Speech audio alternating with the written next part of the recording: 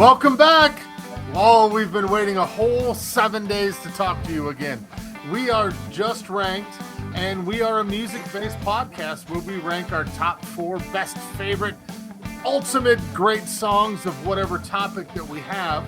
In just a second, you're going to see justrankedpod.com. Go to the middle of the screen, visit it, check it out.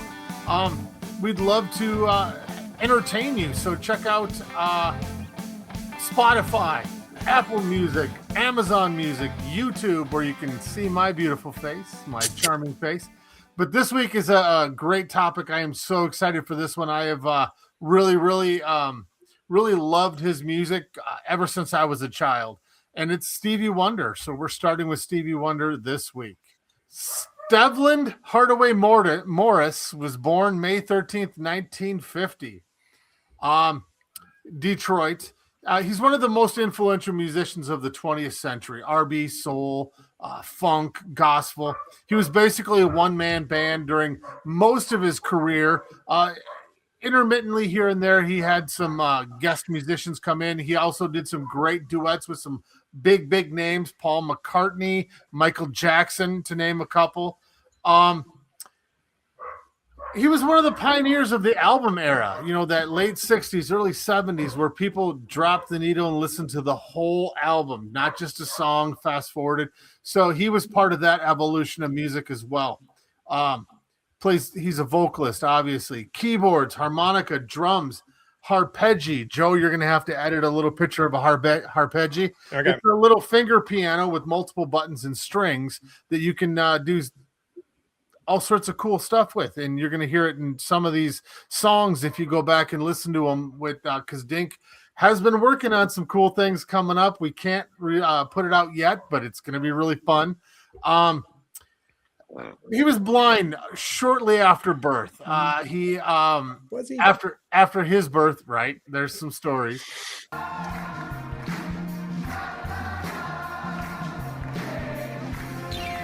At age 11, he signed to Motown's subsidiary label, Tamla.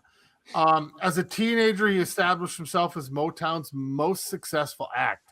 He blew the doors off of everyone else in Motown, and he was just so talented, and it was amazing to see. His first number one single was at 13 years old, and that's Fingertips. The youngest solo artist to ever top the charts.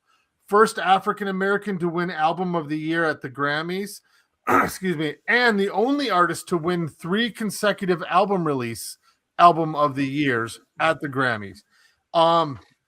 He's one of 4 people to win Album of the Year 3 times. Do you guys take a guess? Can you think of who the other 3 might be? Or the other 3? We'll do it real quick. Tay-Tay. Tay-Tay is on that list. Yes. Got mine right. What do you guys got? How many more are we looking for? Sorry? 2 more. And they're older artists, not newer. Is MJ on there? MJ is not. So Frank Sinatra, Paul Simon, and Tay-Tay, and Mr. Stevie Wonder are the only artists to win 3 Album of the Year for the Grammys. Wow. It's huge. I wouldn't have guessed Frank Sinatra with 50 guesses. Right? Nope. Me either. I was kind of shocked, but not really shocked. Not really. I was gonna say, now you're like, yeah, that kind of makes sense. Yeah, that tracks. Yeah. Right. Yeah. I mean, and I kind of mentioned he's worked with some of the biggest stars, Michael Jackson, Paul McCartney.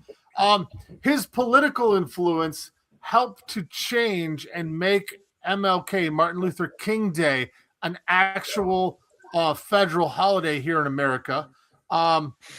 He's the first artist to top the Billboard 100 in 3 different decades. Stevie Wonder, one of the biggest and best-selling music artists of all time, more than 100 million records worldwide. 25 Grammys, most by a male artist.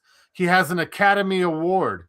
He's inducted into the R&B Music Hall of Fame, the Rock and Roll Hall of Fame, and the Songwriters Hall of Fame. Ranked in the top 10 Rolling Stones greatest singer-songwriters of all time. I really could literally go on and on with his achievements and more about his albums and his music and his genius. He's one of the first artist that had the tagline "Child Genius." So, before I hand it off to Joe, let's talk about samesies.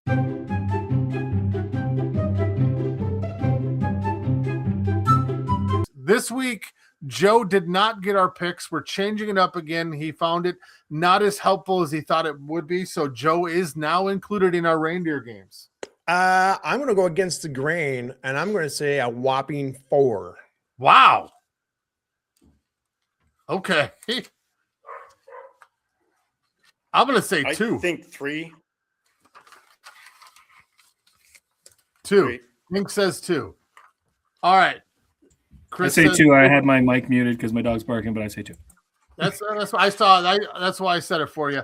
So with that, I'm going to hand it off to you, Joe. Give us your top 4 favorite best Stevie Wonder genius songs. So I'm going to tell you right now, I'm just going to warn you, my first 3 or bottom 3 are going to be basic bitches. Basic bitch.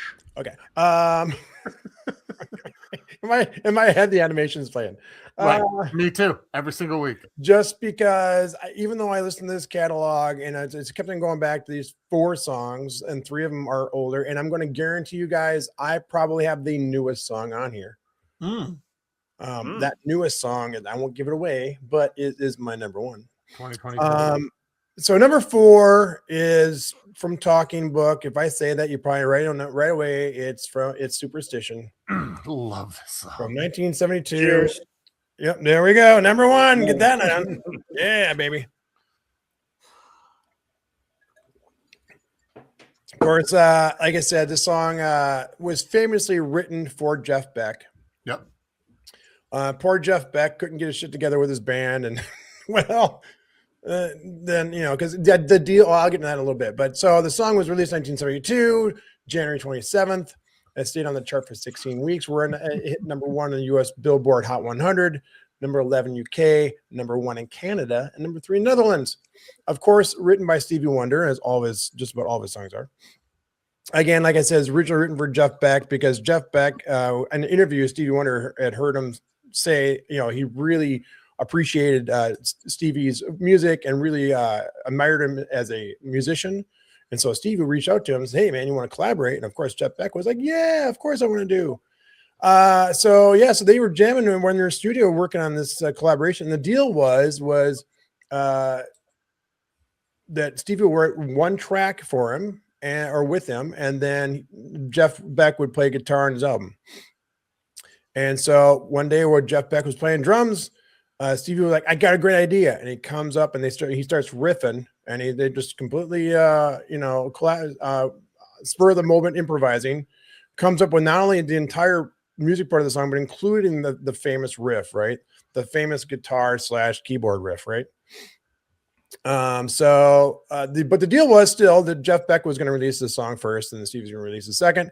But then Beck was, getting together his band with Bogart and a piece, and they were having problems getting that up and going.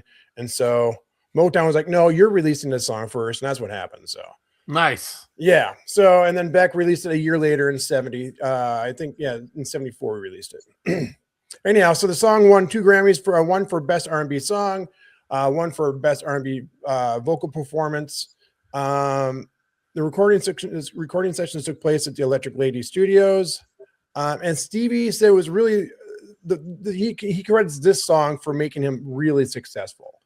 He said writing this song set him up to really find tune his craft for the future as far as writing goes. And I agree with that because this is probably his first giant hit, right? Yeah.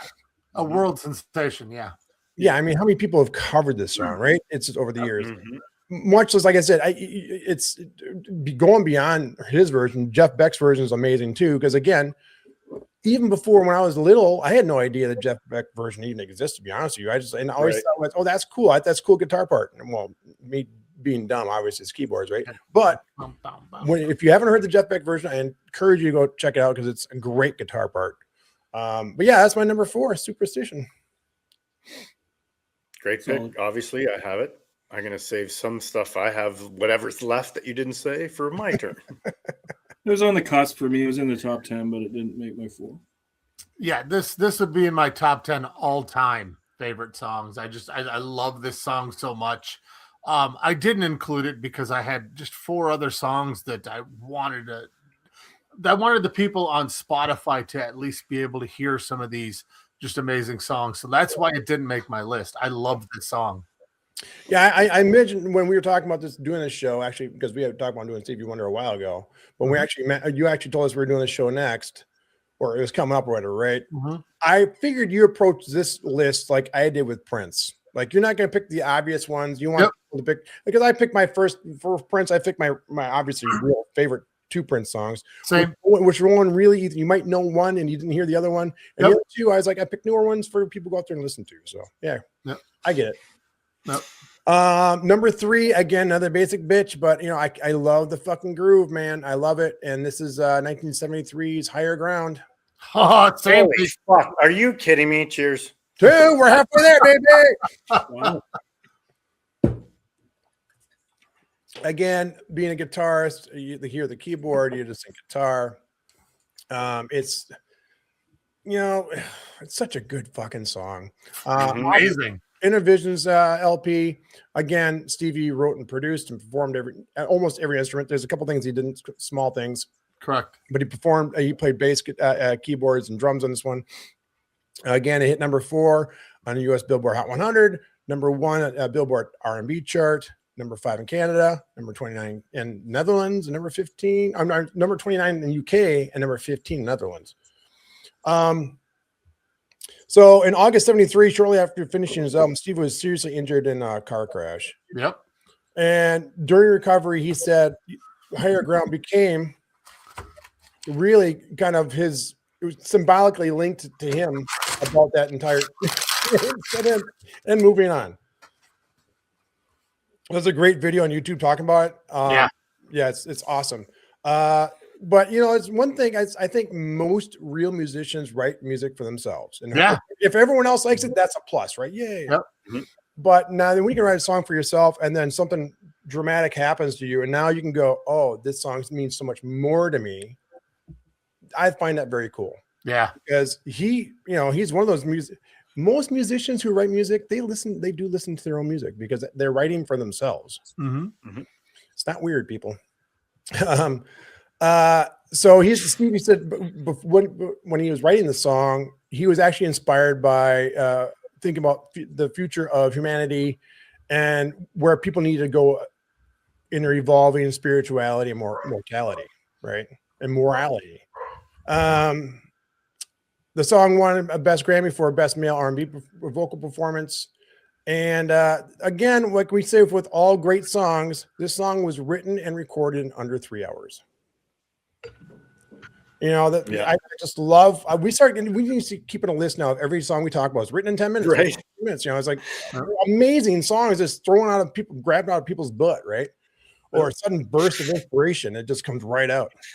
Burst of creativity. Yeah. He couldn't control himself, is what I read. Yeah, constantly, yes. Yeah, which makes sense because not to relate it to somebody else I talk about all the time, but same problem. And the more I've always loved Stevie Wonder, but I haven't delved into him as deep as I did with this obviously preparing for this week's show. And there's a lot of correlations, man. There's a lot of correlations. Number one, they're obviously their own band, right? They can play every instrument, right? But more importantly, just constant bursts of musical, inspiration and creativity. I don't think anyone else can understand what's coming out of them at a constant flow. Yeah. So that's my number 3, Higher Ground. That's obviously solid. It's an obvious pick. Yeah, solid pick. I'm the only one that didn't have it, obviously. So I'll say 2 things. I didn't mean to laugh during your pick, but my brain goes places sometimes when we talk music. And as soon as and I'm certainly not making light of his car accident, but as soon as you said that, my brain went to Eddie Murphy. You want to impress me, Stevie? Take the wheel for a little while. But anyway, secondly, I love Stevie more. I love Stevie more than the Chili Peppers. But I like the cover more than the originals. So this is in my top 20, maybe. I have a list of like 50 or 60 songs of Stevie that I already had. and Yeah. Higher Ground is a little bit farther down because I'm really, the exact really like opposite. that cover. I like the Stevie version better than the Chili Peppers, And and you're I the actually, cover guy, right? So right, and I listen to the Chili Peppers way more than I listen to Stevie Wonder, but I prefer this. yeah, it's weird, eh? So there's, Well, there's I love both versions. I prefer this one, but yeah, they're completely different. I mean, even though they sound exactly almost alike, they're completely two different styles, right? they're completely different, right? Absolutely. What's so great about the Chili Peppers cover, you know? Well, since you brought it up, I'll glean some information. So Total Guitar ranked that the second greatest cover ever, Wow. by the Chili Pepper off of Mother's Milk in 1989. And one of the things, they're both amazing songs, and I like them both for different reasons. I love that Stevie is playing the bass on a Moog synthesizer. Yeah. And on the Red Hot Chili Peppers, I love that Flea is rocking that bass because In the bass, right? you can totally tell that he's hitting those strings, and Flea is just so accomplished and so amazing. So I love them equally. They're both my my babies, if you will. So I mean, honestly, and I don't think there's a better version of the either one. You know, the OG or the cover. I think No, they're they're both both amazing and stellar. I Yep. love them both. I agree. Cool. It's a funky masterpiece. There you go. That's what my mom said when I was born. Number 2, again, probably a basic bitch. I don't know if any of you guys will have this one, but I absolutely love this. Was my number 1 for a little bit. Number 1 and 2 were fighting. And last couple of days, I was listening to my 4 songs. Nothing penetrated the top 4, but finally another song took over number 1. So this became number 2. This is from Songs in the Key of Life, which I still think is one of the best album titles ever and one of the best albums ever made. This is I Wish. Samesy. Chris, is your list gone? No, I have one. I have one left. Holy shit! I said 2. I didn't think there'd be 3 right out of the gate. Yeah. I when he said he's a basic bitch, I'm like, oh fuck, I'm in trouble because I think I'm a basic bitch. Oh, I knew Jimmy was going to have this. Jimmy had this on another list, I think. Yeah, you had this It's on my Twitter. favorite Stevie Wonder song ever. Right. And I was not going to back down from that this week. So Yep, I remember you saying Wow. that. And I was like, I'm still picking because I love this. Oh, I'm Yeah, a fucking weirdo. I don't have all these songs you guys have.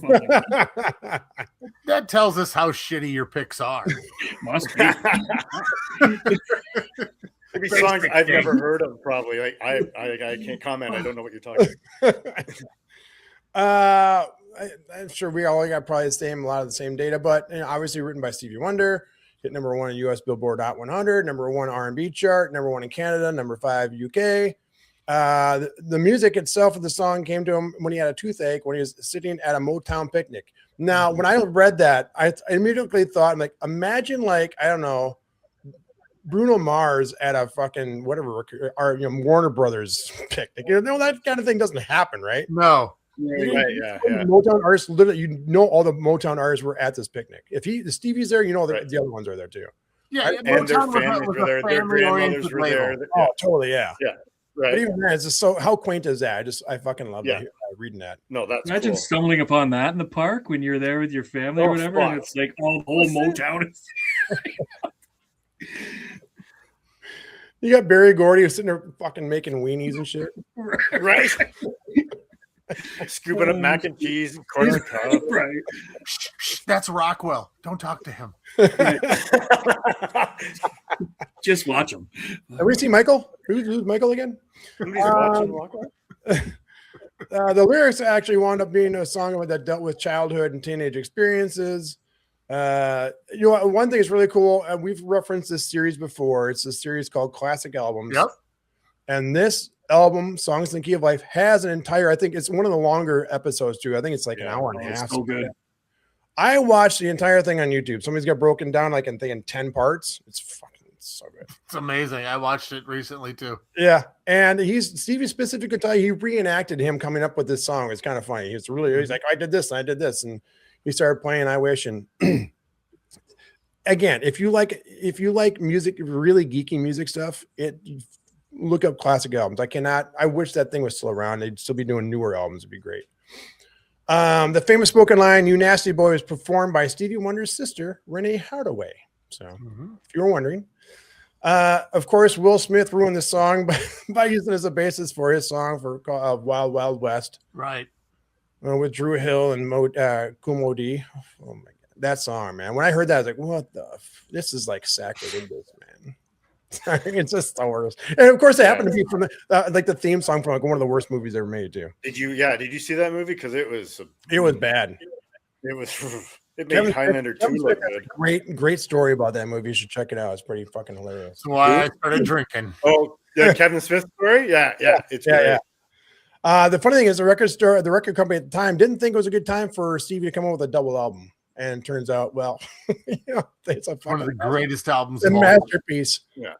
Which again, correlation, Prince, Warner Brothers, like, we don't want you to do a double album. Then Sign of the Times, most people think that's his magnum opus, right? Right. Wasn't that 6 albums though to begin with? Originally, it was like 5. Yeah. They made him cut it down. Anyhow, so that's my number 2. I Wish. Love it. I mean, it's such a great pick. I mean, this song has so many. I won't even. I'll just mention it on my list. But this song has so many childhood memories. Growing up in South Minneapolis, my best friend Derek Turner. He is a rapper, goes by Rek, R-E-K, the heavyweight, or D Spawn. He's amazing. He was one of the OGs of the band Atmosphere in Minneapolis. Just amazing, just amazing guy. And he had one of those in his basement, unfinished basement, where we used to play as kids. They had one of those console record players, stereo 8-track players, and we would put this album on constantly, and we would just keep going back to this song over and over and over, and we would lip sync and we would dance, and it's some of the greatest childhood memories I'll ever have is this song, and every single time I hear it, I think of Derek. I love you, Derek, and it's amazing. So the hair on my legs just stood up. So this is an amazing song. Yeah, great choice. Yep. Yeah, That's a great memory. Song. Yeah, it's amazing. Console. Those consoles were great. Those consoles were Red amazing. crushed velvet over the. Yeah, my grandparents had one. My parents had one. Like everybody had one.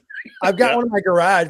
It's still kind of a sore spot because I got it for free from an old coworker back in the day from his parents. It's like a 1969 console, or whatever.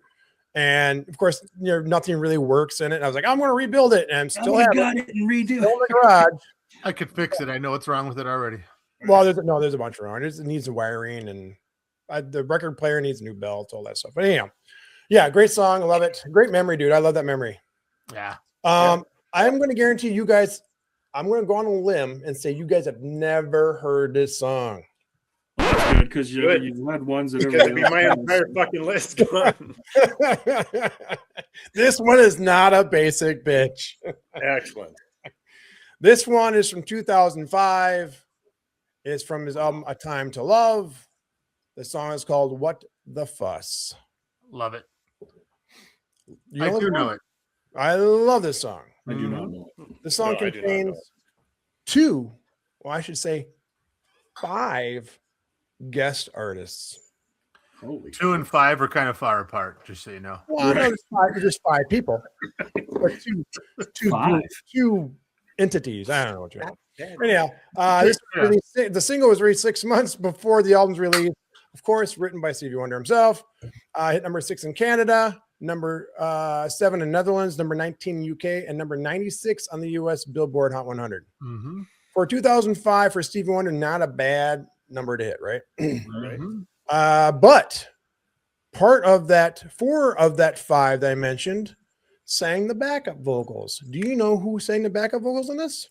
I do. I don't even know the song. I don't know the song, so no. Isn't it Lady Gaga? No. Okay. She's one person. These are 4 people. Oh. The track features the reunion of the original 4 members, the American female R&B group, who got together for the first time in 7 years. On Vogue? On Vogue. Oh, nice. Oh, wow. Yeah. So they sang backups on that. Who's the other person you ask? Well, we've already brought him up. Well, I should say I brought him up a couple times already. On guitar is Prince. Nice. And it's the wow. most Prince guitar line ever. Fuck, you got it in there. Wonder why you picked this song. Just even then, this song is so fucking funky, man. I fucking love this song. It's so goddamn good. Yeah, it is a good song. Yeah, but though Prince had no music input, is really written by Stevie. Prince is by guitar. Although this is for Prince geeks, the song was engineered and mixed by the longtime engineer for Prince, Femi Jaya, who actually in the beginning, the very beginning of the song, Stevie calls out his name. Nice. But the song is written about the state of the world politically and his thoughts on why we create war. Mm-hmm. So yeah, that's my number one. Like I said, if you don't know the song, listen to it. It's funky as fuck. I mean, come on, Stevie and Prince and Vogue. What more could you fucking want? That is pretty cool, right? Fucking good songs. That's my number one. What the fuss?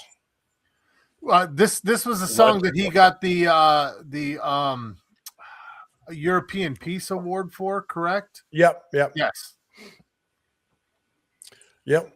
That's my list, gentlemen. Let's see what Dink has because you had zero CMZs, right? Real samesies. There you go. Great list. I love that list. Thank you. Obviously, All I right. love it. Yeah, you guys obviously love it. I have no disclaimer. No disclaimer, which is weird. Other than just statements. 2 weeks in a row, no disclaimer. Yeah, I love Stevie. That's my only statement. So this list has kind of been locked in. It's not a disclaimer. I moved a couple around that weren't mentioned yet.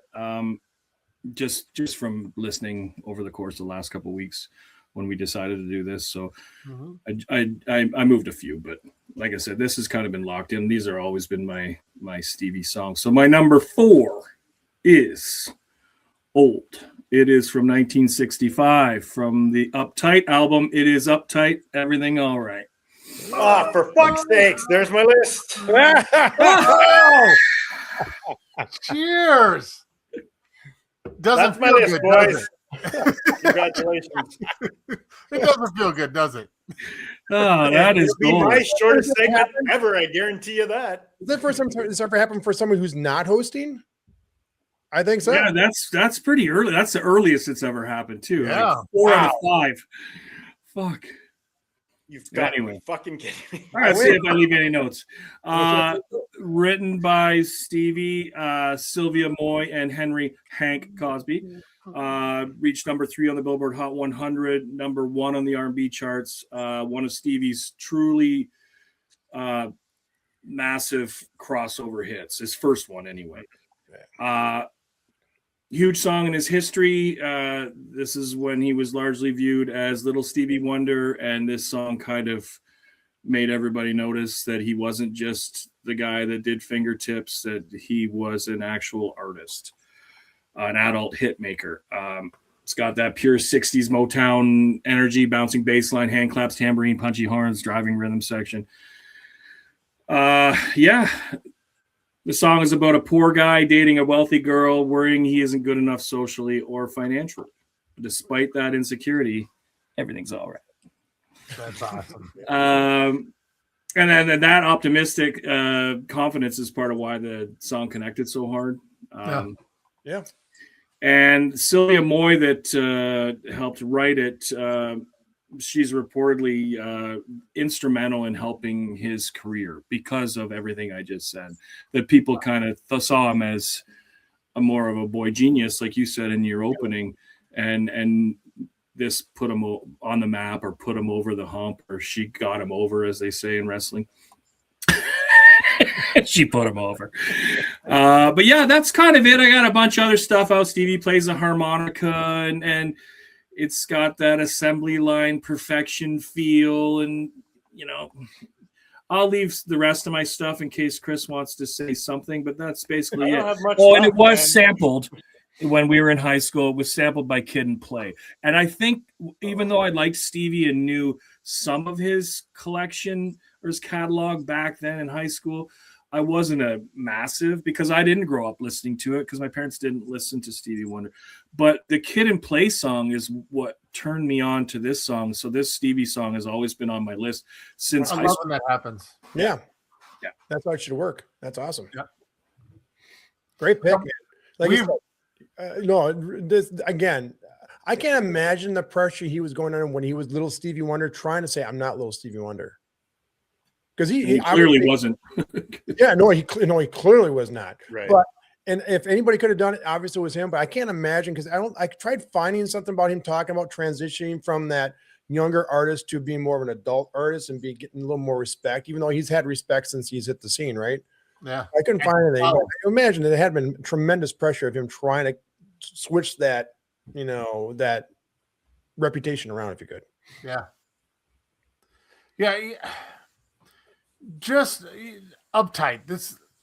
Everything about these songs is so cool. I love his socio-political values that he had, and the time frame of that song. The world was in upheaval, especially for minorities, and I'm using air quotes.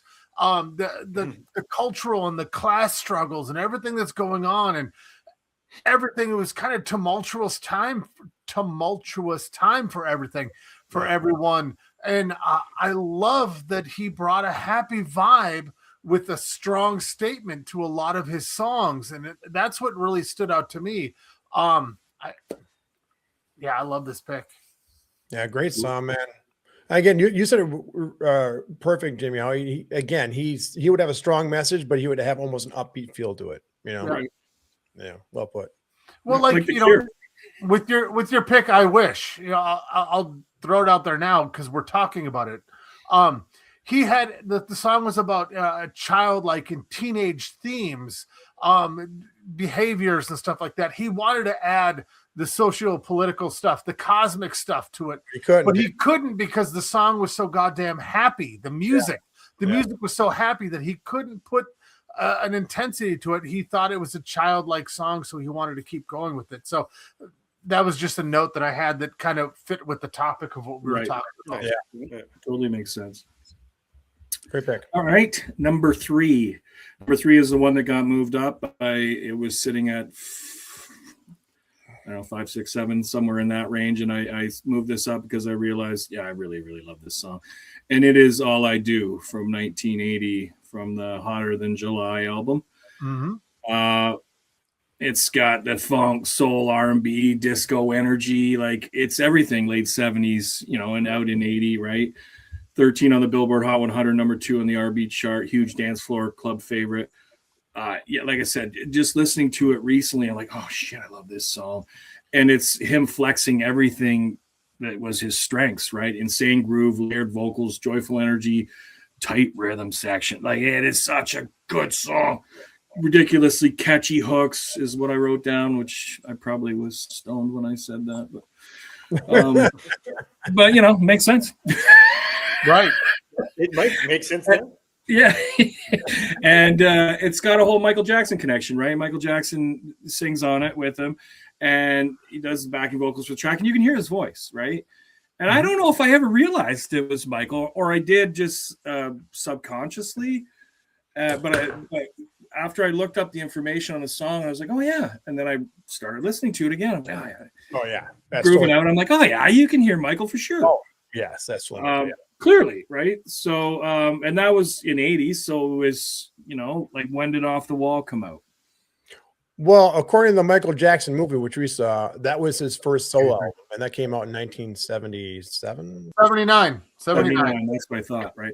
So this is right after Off the Wall, but before Thriller, when he worked with Stevie. So, I have a little bit about the album. Like I said, it's a little more accessible than some of his other albums, minus the big ones that you guys have mentioned. But it had not to mention any other songs here, because hopefully you don't have, but it is what it is. They were on this album, Master Blaster Jammin', Lately, and Happy Birthday. And Happy Birthday is what you talked about in your intro. Happy Birthday became culturally important because Stevie used it on the campaign for the Martin Luther Day, right? Yeah.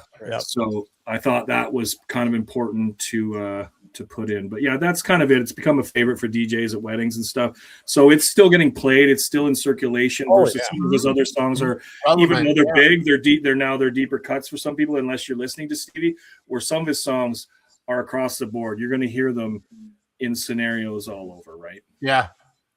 That's it. Love it. Great pick. Love it. Yeah, it's hard to go. This is gonna be one of those. Yeah, you're not going to get a bad song. technical, anything wrong. There's a couple out there. I guess I haven't heard them, but Right. When you have a catalog this big, there's going to be. Oh yeah, there's probably a few stinkers, right? Yeah. you're going to. If you're thinking of "I Just Called to Say I Love You," it won't be on my least liked songs list when we get to that, but it is on some people's. But it was my parents' song for some reason. They went on a cruise Love that song. in the There's- early I was 80s. saying Huge. Dude, that song is huge. It was massive, It right? was And it huge, it used to annoy me. That song is a reason why I stayed away from Stevie Wonder for a long time, because that time period for me in the 80s, it got killed. My sister, as much as I talked about my sister influencing me, I tasted music to stuff It that I can go like. the other way too, right? Oh This pushed me. This and Roberta, her playing of Roberta Flack Yeah. and James Ingram, that pushed me the other way with those Yeah. guys a little bit, because Right. I was not digging it. Right. Yeah, yeah, right. Like enough already. I've Right. heard that song 40 times, lady. Knock it out. Yeah. Right. Okay, I will stay on. No, I had the tiger. Right, right. I ran out of cassettes. I will stay on the Do, and my number 2 is "Do I Do" from '82. Ooh. Okay. I love this track, and before I get into the specifics about this track, I wasn't a big Ja Rule fan. But in 01, he did Living It Up, and it samples Do I Do. And so I really, really like that song because I already like the Stevie song. I'm like, all right, Ja Rule, this song's all right because I like the music. You know what I mean? Yeah. So I like the sample. Makes a difference. It does make a difference for certain hip hop or that style of music. Just in general. Yeah. Right. But anyway, I came out in '82 on Stevie Wonder's original Musicorium 1. Before I go further, there was no Musicorium 2. The fans, and this is what I read online on some fan sites, everybody always thought there was going to be a 2 because this is basically a greatest hits collection, and there was 4 Yeah. songs. Yeah. Like so typical of some greatest hits, and I think we talked about it with Olivia when I had the vinyl and stuff. It's smart. Put out a greatest hits and throw a few new songs on there. All 4 of these songs charted because it's Stevie. And I think this one might have charted the highest, Do I Do, but yeah, he called it Music Aquarium 2 or 1, and he never has in his lifetime has released a 2, so it was kind of all right. Yet. Yet. Right. There's still time. 11 billion. That's not a number yet. Anyway, but yeah, it charted 13 on Billboard Hot 100, number 2 on the R&B. So all of my songs are kind of hitting around the same spots. Actually, a huge club and dance hit again. So that's kind of my thing with him. And yeah, the runtime for this song is over 10 minutes. So there's got to be a radio edit because radio songs don't go on that long. Like Jesus Christ. But yeah, that's kind of it. Like it's the groove of the song. It blends funk, jazz, soul, dance music, pop. It's got it all. And like I said, I think huge horn section. I think that's why I like it because it checks not only all the music boxes, it checks all of my boxes, right? Yeah. And I've stated it many times. I love ballads, but I like his funky stuff. Get out of my box! Get out of my box! You like your box checked, that's for sure. I do like my box checked. Noted. Oh shit! Oh Jesus! But anyway, that's it. Yeah, I had some other stuff about the it's dedicated to Dizzy Gillespie, the jazz, famous jazz guy. But anyway, that's I'll stop it there. Do I do? Love it. This song is on my short list. I think it was I closed my notes up, but I think it's number 6 on my list. Yeah, I love this song, man. Great pick. Great song. Again, like you said, it's got a little bit of everything in it. Yeah. I love the melody of this fucking song. I love the album version because again, when you get a good groove, keep it going, baby. Just fucking keep it going. Mhm. Keep it There's going. nothing better than just having a smoke or something, putting some headphones on and listen to a song that's fucking 10 to 20 minutes long. Just let it hit the groove. Oh, nothing better. Yeah, and normally I wouldn't like, and I don't know what the deal is with me, but I wouldn't listen to this style of music that long. I would listen to a Tool song. for 10 or 12 minutes. Where this song, I'd rather have 3 or 4 minutes and then on to something similar, but a little bit different, where I would listen to this whole song. You know, it's just the way your brain works, your ears work. Oh, totally, 100%. Because I can groove with obviously a Tool song, Dream Theater song, anything like that. But for it's 12 minutes long, or Prince song is fucking an hour long. Right. And you know, and this song just does the same thing. The drums don't change a lot in that 10 minutes, but that's part of the groove. That's part of the groove. That's part of the appeal. That's part of what keeps it going. Taking the song down, right? Down the tracks. Yeah, great pick. All right, we'll move on to number one. Number one is probably our fifth samey, because I think Jimmy might have it, because we know that you two don't. But it is My Basic Bitch, and it is Sir Duke. No. Oh, all right. I love this song.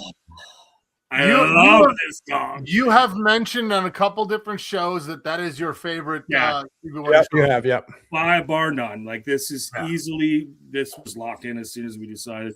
There was no looking at this one other than just for information. But yeah, hit number one on the Billboard Hot 100. It is a massive hit for him, right? A signature song for him. Mm-hmm. Got to be one of his 5 signature songs, I would think. Easily. Even if people don't even know the title. Some people are just like, they love that song, right? You put it on and people, they're like, oh, yeah.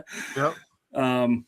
Because I've done that for crowds of people, usually when I'm camping, and they're like, oh, yeah, this is all right. What's the name of this song again? Right. Right. Sir Duke? But anyway, it's a tribute to jazz legend Duke Ellington, right? Yep. Who died in 1974. Stevie wrote this as a celebration. It's just so fucking cool, this song. I like the horn arrangement is just like Barry Manilow's face. It is just so tight, right? Like, I knew that was coming. So did I.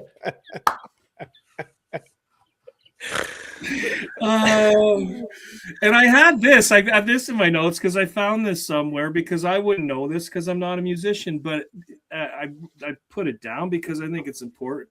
And I have it in capital letters. Musicians love talking about this song because the melody and horn phrasing are much trickier than they sound. Mm-hmm. It almost dances over the beat instead of sitting directly on it. Well, it's an off time. Yeah. Right. Yep. Which basically, that's how I took it, as an off time. Mm-hmm. But yeah, that's really all I have for my notes. In the song, it references some other jazz greats, Glenn Miller, Louis Armstrong, Ella Fitzgerald, Count Basie. But yeah, and obviously from Songs Key Life, which is just a phenomenal album, right? We could do a whole show on that album. Absolutely. Front to back. Oh, Front yeah. to back. Both discs are amazing. Yep. But that's it. That is my number one, and that is my list. So you and I didn't have any samesies, but this I had you had my. I had all your cusp. And this is my number 5. This is the one that make the list. But yeah, I fucking love this song. I rounded out your 10.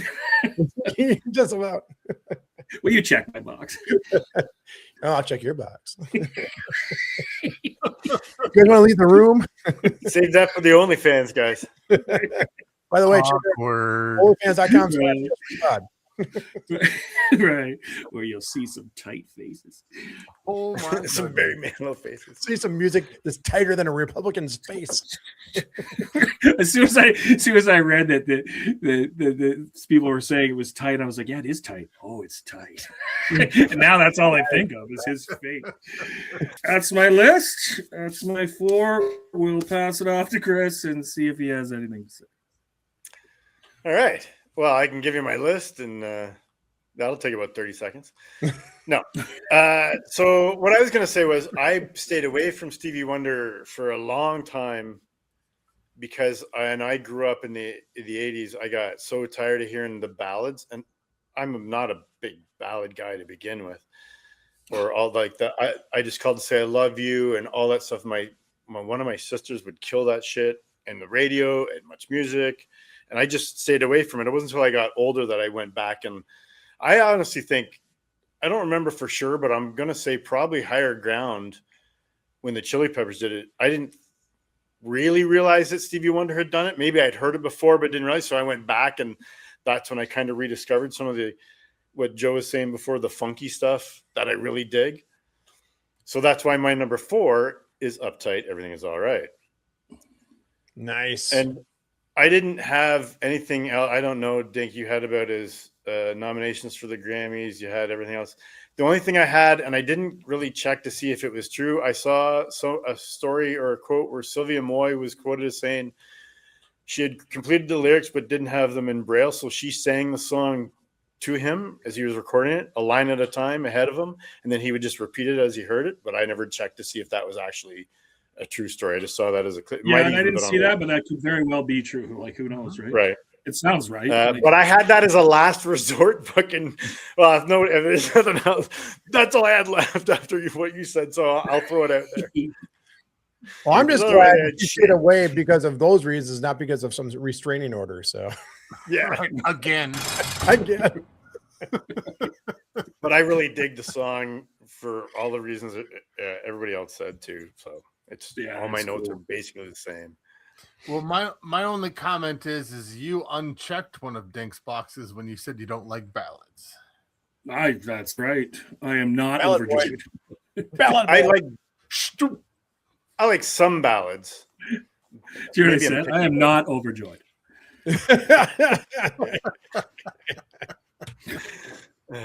think someone needs to listen to a ballad. Maybe a cry. Okay. My number 3 is Higher Ground. The album version song apparently contains an extra verse and runs an extra 30 seconds. The right from the single. I have all the thing about the accident. He's on his way to a benefit in Durham, North Carolina. He was in a coma for 4 days. Let me see. I love these things from Rolling Stone when they do these lists. In 2004, Rolling Stone ranked the song number 261 on a list of 500 greatest songs of all time. In 2010, it was re-ranked to 265, right?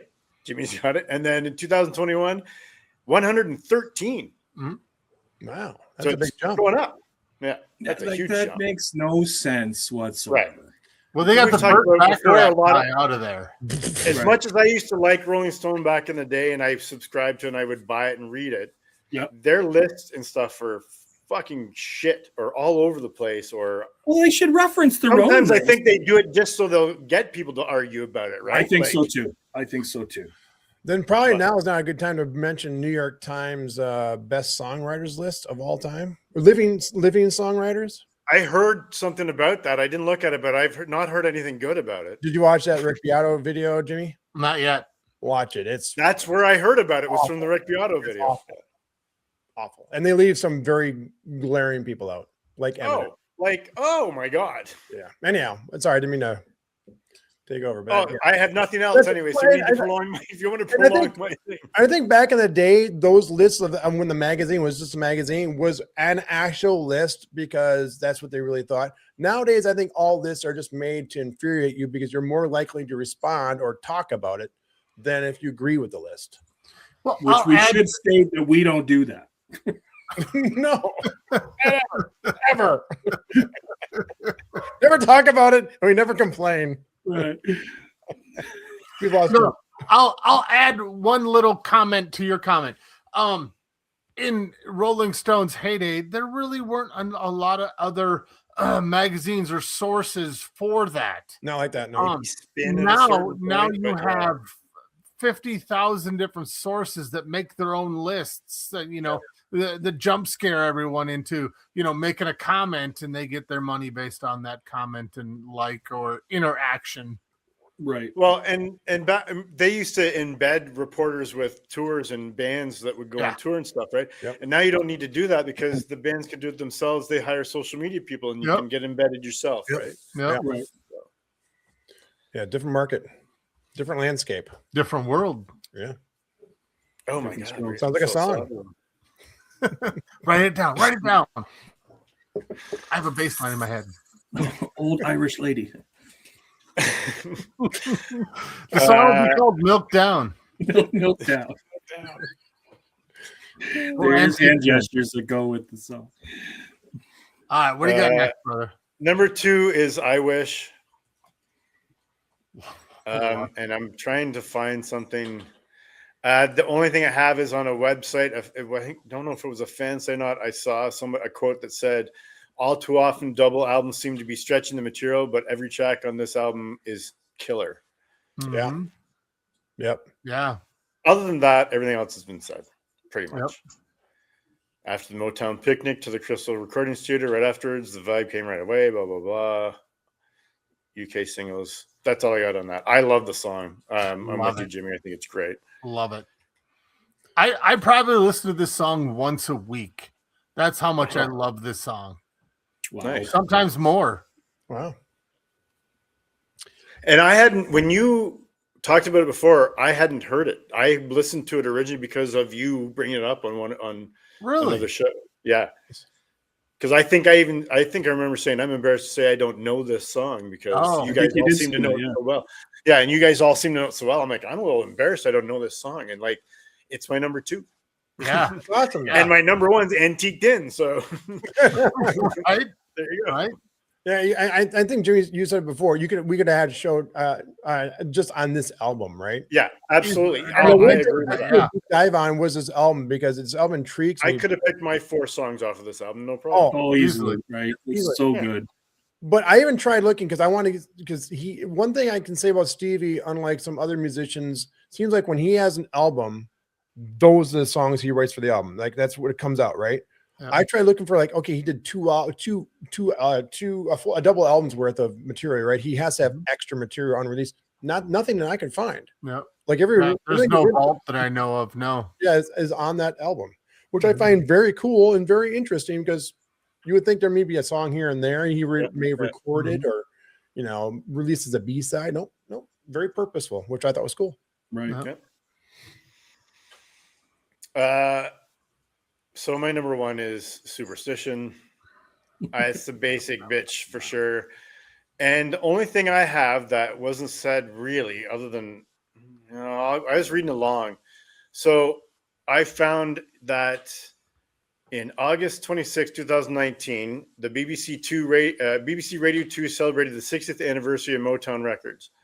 And there's a group called the Official Charts Company revealed the top 100 Motown tracks based on all-time streams and downloads in the United Kingdom. Superstition was named the UK's favorite Motown track at the time as all-time. 1.1 million UK chart sales, which included 65 million audio streams and 460,000 downloads. The single version on Spotify had 753.4 million streams as of May 2026. The single version currently gains approximately 192,000 new streams daily.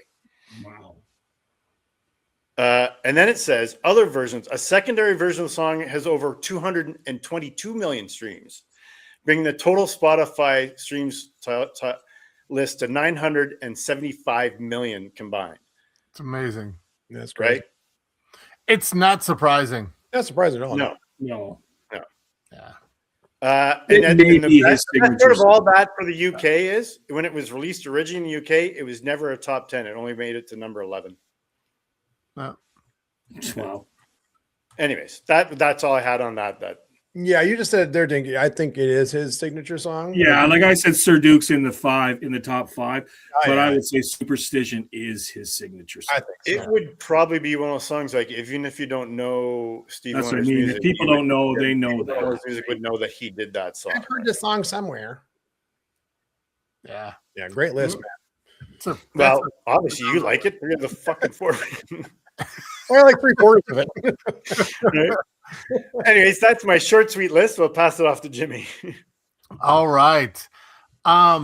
When Dink threw this choice at me, I astoundingly said yes. I don't care when we do it, how we do it. Yes.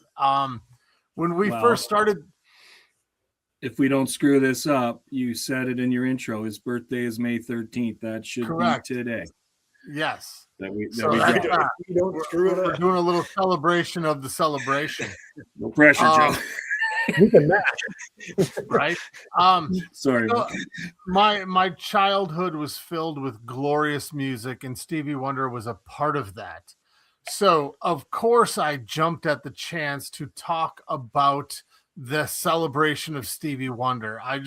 I absolutely adore Stevie Wonder. Now, as Chris alluded to, in part of the 80s, when he lost the funk, he lost the horn sections. I didn't stop listening because we were inundated with a lot of this stuff, but I didn't gravitate towards it probably like I naturally would have, being the fan I was as a child or younger. But how could you not like the guy? He seems like I've never met him, obviously. He seems like he's extremely charming. He seems like he's extremely like in the now and in the know. He's not oblivious, and he's an old dude and he's still on top of things. And so, I mean, I adore Stevie Wonder. So, I mean, that's my statement, not Dink disclaimer. So I'll hit my list real quick. Number 4 is Higher Ground. How could you not like this song? It's hard to not be funkier than this.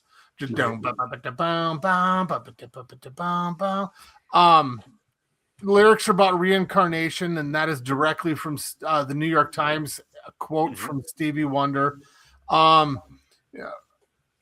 2004, Rolling Stone ranked it 261 of the 500 best songs of all time. We talked about the accident that he had. There was one more little kernel of information more than what we've talked about. When he was in his coma, the road manager used to go visit him, and he used to sing this melody in his ear. Stevie's response in a coma is he would tap to the song. So I always thought that was really cool. I had heard that before, but I read it again, and that is just really cool. That it's the power of music. This is why we do this, the power of music. Yeah. And that is a real world application to the power of music. That's much better than I thought. What you were originally going to say was he was driving the car, but you know. Right. Okay, Eddie Murphy. So, all right, a song that has not been talked about. It has been mentioned on the show so far. In 1963, my number 3 song is his first song, Fingertips. Oh, wow. Throughout his career, he was not afraid to do a jazz style instrumental on his albums. We talked about Songs in the Key of Life, Contusion. That is a 9-minute long jazz interlude. Yeah. It's amazing. I love it. It's mind blowing what can come out of this man's brain. I love it. But this was his first thing. You know, he appeared on the Ed Sullivan Show. He's one of the few black artists of the time that got to appear on the Ed Sullivan Show, let alone a 12-year-old.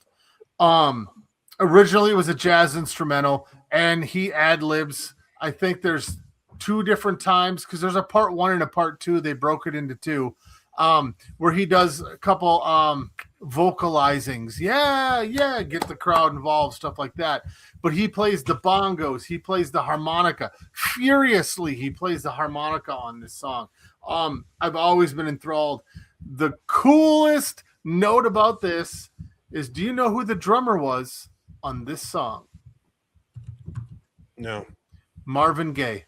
Well. Oh, nice. Marvin Gaye played. I didn't know he drummed, but I knew Marvin was involved with something, but I didn't know he was Marvin Gaye was a drummer for Motown and played on a bunch of albums until he set the world on fire with his own vocalizings and song stylings. So I thought that was cool. The bass player is James Jamerson. Have you ever heard that name before?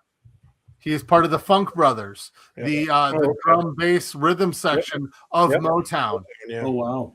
So he worked with the Funk Brothers quite often in his first handful of albums. Yeah. And it wasn't until Inversions when he kind of broke from the Motown sound and went into his own Stevie Wonder reality. And just Fingertips. I love it. There's not a lot of there's a bunch of filler notes, but why? Fingertips started it, so why wouldn't I talk about it on this episode? No, that makes total sense. I wasn't expecting it. It was everywhere when you looked stuff up. Because it's the start, right? So it's always a reference. Yeah. Well, it happened a couple times in my notes, and it's a reference back to where he came from. Fingertips. Yep. And I guess that's why I wanted to talk about it. So Yeah, that's a great pick, man, because it's even again, it's a great song, right? And imagine now this kid, how old was he again? 12, 13, 13? he was 12. Well, I think he was 11 when he was signed. He was 12 when recorded. Okay. But it's an amazing album if an adult does it. Much as it's even more so if a kid at his stature does it. It just blows my mind, you know. And I've said this before, especially now. The wife will show me kids, you know, who can blow me away in the guitar and they're 5 years old, right? I'm like, right.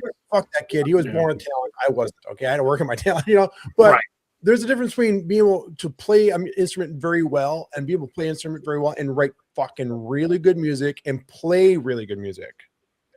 And multiple instruments. Multiple played really well on those badass songs. Yes. That's the other cool thing you see about the classic albums episode. You'll see him playing drums and keyboard and bass, and it's like it's so cool to see because you don't get to see him when he's performing on the stage. Generally, he's just performing keyboards, right? Right. But yeah, and he's blind. People forget. Like sometimes you just forget. Oh yeah, well, I can't see. there's a. I'm not that guy. I think he's blind, but there's a great. Hey, Shaq. Oh, man, this Stevie Wonder. He comes in, says, "What's up, Shaq?" Presses the button. Hold on, true story. Presses the button, gets off on the floor, buys up, goes to his room. I went and called every person I knew and told them they believe me. Who knows? I don't care. But yeah, kids. Right. I do not. I hate the people throwing around the word genius because I think it's thrown around flippantly.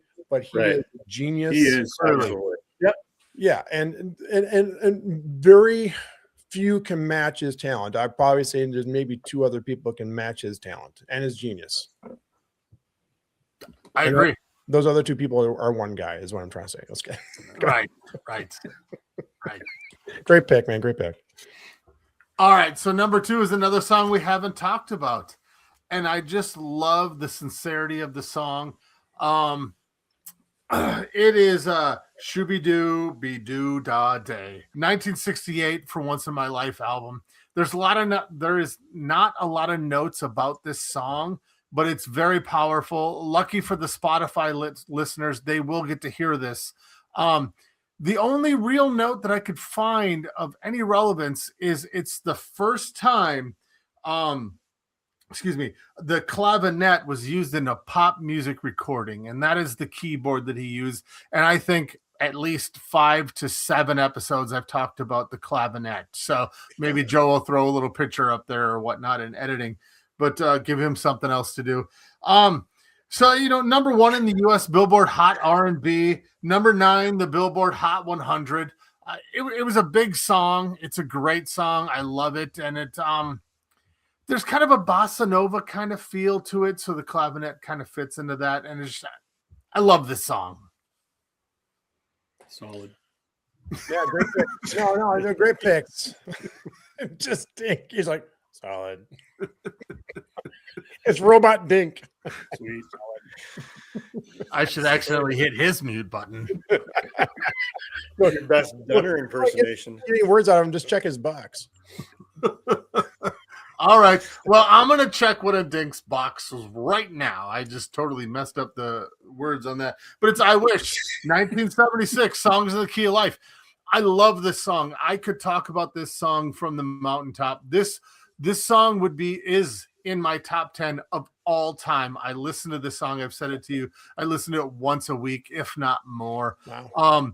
I search it out. I have a deep desire to hear this song, because there's something about the childhood memory that I mentioned earlier that I've clung on to and I've clinged on to. I'm not sure the proper clung. I just really love this song, and it makes me feel so fucking happy. And I love when a song can fill you with that much love and adoration of just life. And this song does that. There was, I think, one little note. What was it? Nope. He had a bad toothache. Wrote a song. Dude,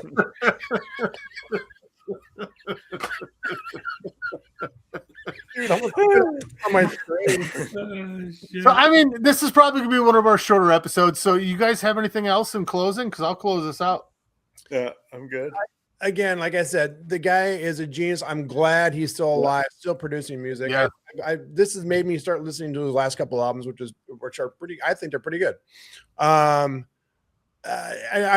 always there's not too many musicians I put on like a Mount Rushmore. Yeah, he's one of those 4 or 5. Absolutely. Oh yeah. Yeah. I don't listen to a ton of Stevie Wonder. I don't. I listen if it's on. I listen to it. I do. I don't search it out a ton. Occasionally I do, but again, that's how much I appreciate and respect his musicianship and his genius. Yeah, and it kind of says something for a metalhead to hold someone of his caliber up so high, higher than the metal music that I listen to, because Higher than George Lynch? What's that? Higher than George Lynch? No. I'm just kidding. Just kidding. No, but Stevie Wonder is if you really think about it, has been relevant in almost every stage of our lives. Yeah. Again, 55. So you're old. I adore the guy. I adore the genius. I adore the concept of Stevie Wonder. I love the music that he puts out, and I am thankful that he is in my life. With that, we're just ranked. These have been our top 12 songs because Chris didn't get to talk about songs this week. We blew the doors off of Samesies this week, which is kind of cool. And again, we've had another host or co-host that hasn't been able to talk about a list because they've all been Samesies. Take a minute, go to justrankedpod.com, click like, subscribe, hit the bell like AC fucking DC. Set your podcast to download. You'll wake up in the morning, you can hit a button, and it's there. So with that, I'm Jimmy, him Chris, that's Dink, that's Joe. Thank you, and go fuck yourself. Go fuck yourself. Please. Picnics and pianos. Just Ranked is researched and produced by the Just Ranked crew. Editing and mixed by Joe Burkle. Socials and marketing by DJR Media Services. Theme music by Blue Joker. If you're enjoying the show, please set your podcast app to download new episodes and help spread the word by leaving a review and tell everyone you know to listen. Oh yeah, right. Well, I tell you what. Why don't you go fuck yourself?